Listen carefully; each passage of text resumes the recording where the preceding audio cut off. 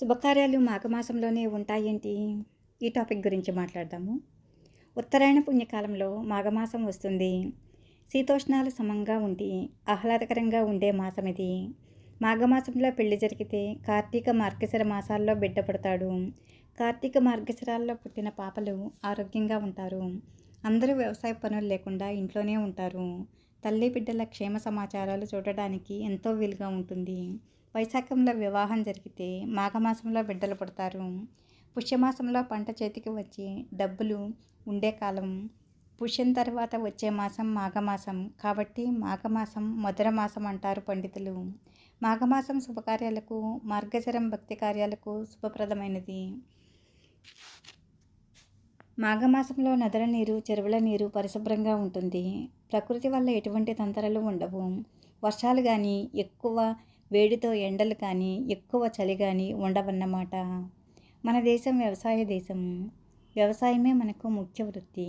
కాబట్టి ఏ పండుగలైనా, శుభకార్యాలైనా రైతుపరంగా నిర్ణయించారు.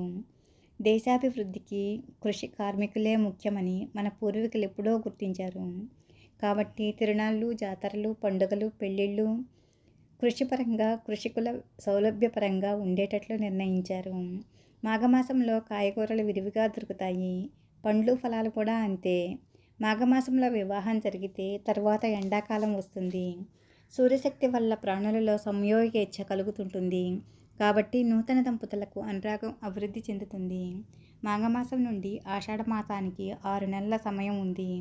నవవధువు మాఘంలో గర్భవతి అయితే 6వ నెలలో పుట్టింటి వారు ఆడపిల్లను తమ ఇంటికి తీసుకొని వెళ్తారు. ఎలాగూ ఆషాఢంలో కొత్త అల్లుడు అత్తారింటికి వెళ్ళడు.